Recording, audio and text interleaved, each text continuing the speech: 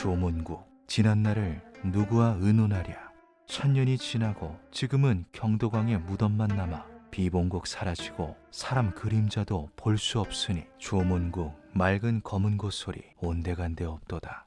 지금으로부터 1800년 전 한반도 남부지역에서 세력을 떨치며 수세기 동안 번성한 고대 국가가 있었습니다. 마르지 않는 금강과 기름진 땅을 두고 있어 황금의 나라라고 불렸으나 한순간에 역사에서 자취를 감춰버린 한반도의 잃어버린 도시 조문국이죠. 한반도에 실존한 국가 중 가장 신비한 나라는 단연 조문국일 것이다. 기원전 124년 현재 의성지역에 건국돼 21대 묘초항에 이르기까지 369년간 번영하였으나 역사서에 단 한 줄의 기록만 남기고 하루아침에 사라졌다. 조문국과 관련된 모든 것이 사악계의 미스터리로 남아있다. 조문국은 고구려, 백제, 신라가 있기 이전에 김항여왕이 지금의 의성지역에 개국한 고대 왕국입니다. 왕위가 어머니에게서 딸에게 대물림되는 여왕국으로 한반도 역사상 유일한 목원제 국가였다고 전해지는데요. 최대 금 생산지였던 안동, 예천, 상주 일대를 장악하고 있었으며 당시로서는 첨단 기술이었던 야금술까지 보유하고 있었죠. 이는 조문국이 막강한 경제력과 군사력을 갖추고 있었음을 의미합니다. 대동지지와 읍지 등 과거에 쓰여진 전국 지리서에 조문국의 위치와 함께 특징이 간략하게 서술되어 있는데요. 조문국 초전엔 거대한 궁궐이 자리하며 지척에 상업이 발달한 큰 마을이 있다. 마을엔 농사 짓는 데 쓰는 28개의 연못을 두었으며 나라에서 양잠을 권장해 뽕나무 밭을 일구고 사는 백성들이 많다. 남녀노소 가리지 않고 가물을 즐기는데 비봉곡이라는 노래와 조문금이라는 12연 악기가 유명하다. 신라 미인, 고려 미인과 같이 사만 미인 중 하나로 꼽히는 조문 미인이 많다. 조문국의 발달한 문화 수준과 막강한 역량은 의성 전역에 남아있는 370여 개의 거대 고분만 보아도 쉽게 가늠할 수 있습니다. 특히 조문국 10대왕 경덕왕의 능은 높이 8m, 둘레는 74m에 달하는 규모로 지어졌는데요. 이 경덕왕릉에 얽힌 신비로운 이야기는 조선 숙종 때 지어진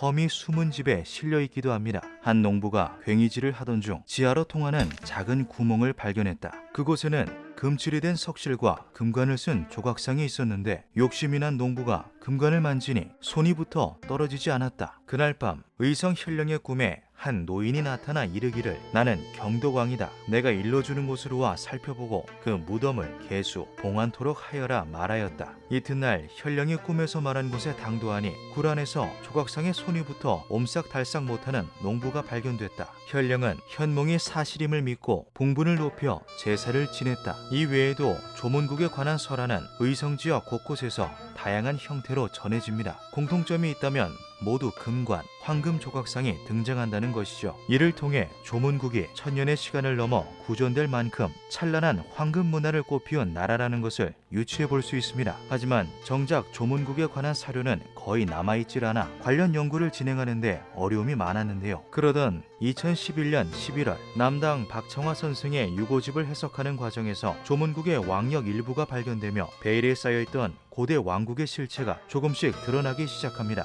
조문국이 기원전 124년부터 기원 후 245년까지 존속했다는 것을 유추할 수 있는 21대 왕력을 발견했다. 그런데 의성군에서 출토된 조문국 유물의 지표 조사를 진행한 결과 그보다 훨씬 앞선 5에서 6세기의 것으로 확인되었다. 이는 조문국의 역사가 우리의 상상보다 더 깊고 오래됐을 수 있음을 의미한다. 조사 결과 조문국의 역사가 최대 기원전 7세기까지 거슬러 올라갈 수 있다는 사실이 밝혀진 것인데요. 몇몇 학자들은 이를 토대로 고대 조문국 사람들이 일본으로 건너가 일왕가의 조상이 됐다고 주장하기도 하였습니다. 조문국은 기원전 83년까지 외라는 국호를 썼다. 목원제의 영향으로 여왕 인을 합성한 국호를 쓴 것이며 조문국으로 개명한 것은 기원전 82년이다. 삼국시대 조문국의 왕손들은 일본 열도로 건너가 새로운 국가를 세우고 국명을 자신들의 옛나라인 외라고 불렀다. 일본 일왕가의 시조는 바로 조문국인 것이다. 이 충격적인 가설은 산해경, 삼국사기, 고려사, 신증, 동국여지승람 등 조문국을 언급한 여러 역사서에서 뒷받침하는 내용을 찾을 수 있기도 합니다. 조문국의 왕손은 그의 아들과 일본으로 건너가 야마타이를 세운 후 서기 173년 모국인 조문국과 신라에 사신을 보냈다. 야마타이국은 고대 외나라의 여왕 히미코가 다스린 나라이기도 합니다. 히미코는 중국의 사서와 한국의 사서에는 등장하나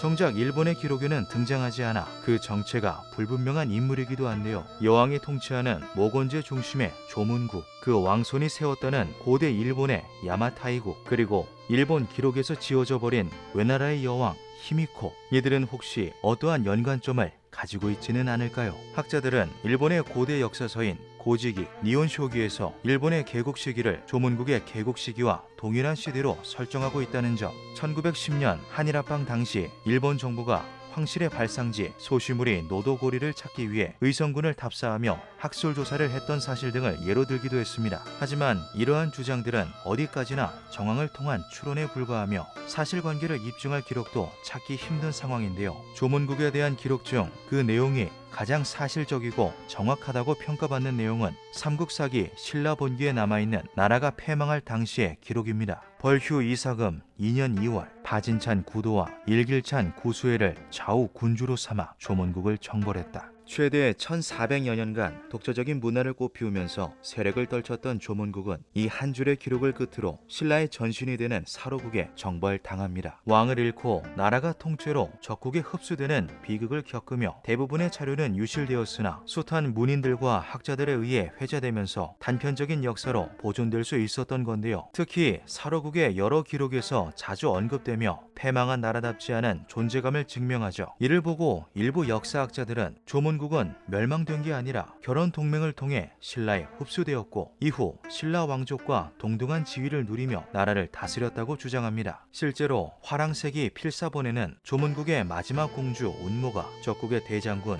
구도와 혼인했으며 두 사람의 혈통인 후손들이 신라의 왕과 왕비가 되었다는 기록이 남아 있습니다. 또 조문국 고분들의 연도를 측정한 결과 일부가 조문국의 멸망 이후에 만들어진 것으로 밝혀지기도 했죠. 나라가 사라진 후에 생긴 고분은 누가 만든 것일까요? 황금의 나라라고 불린 신라의 정체는 사실 오래전 사라진 고대 왕국의 후손이 아니었을까요? 기묘한 밤이었습니다.